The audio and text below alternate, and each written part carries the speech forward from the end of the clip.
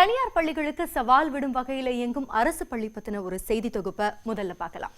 கரூர் அருகே ஊராட்சி ஒன்றிய தொடக்க பள்ளிக்கு ISO தர சான்று வழங்கப்பட்டிருக்கு. ஸ்மார்ட் வகுப்பறைகளோடு இயங்கும் இந்த பள்ளி தனியார் பள்ளிகளுக்கே சவால் விடும் வகையில் செயல்படுது. இது பத்தின ஒரு தொகுப்பு.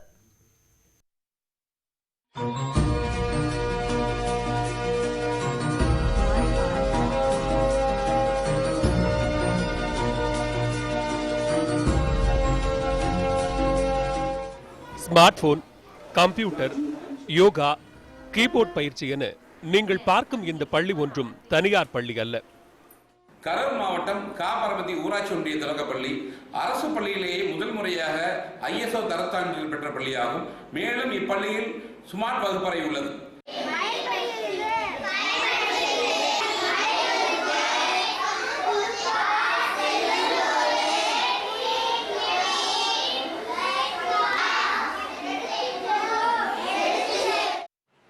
தொடுதிரை கொண்ட ஸ்மார்ட் வகுப்பறைகள் மாணவர்களின் படிக்கும் ஆர்வத்தை மேலும் அதிகரித்துள்ளது என்றே சொல்லலாம்.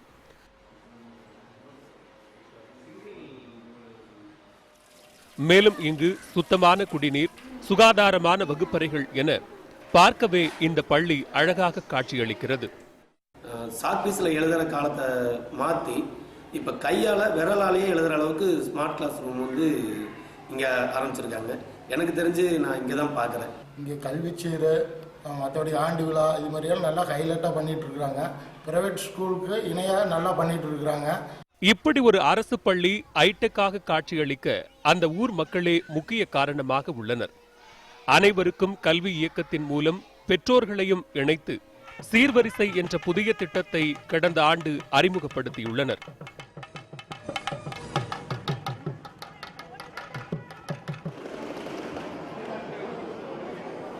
இந்த திட்டத்தின் மூலம் ஊர் மக்கள் தங்களால் முடிந்த உதவியை அந்த பள்ளிக்கு செய்து வருகின்றனர்.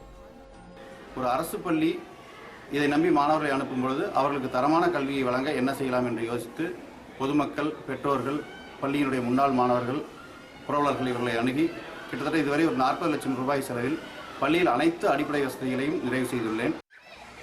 மரத்தடியில் அமர்ந்து மண்ணில் எழுதி பழகிய காலமெல்லாம் போக தற்காலத்திற்கு ஏற்ப அரசு பள்ளியை மாற்றி இருப்பது அந்த பகுதி மக்களிடம் மிகுந்த வரவேற்பை பெற்றுள்ளது.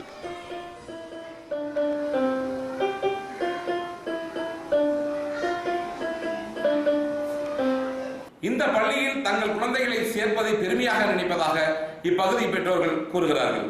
நியூஸ் 18 தமிழ்நாடு செய்திகளுக்காக அன்பழகன்.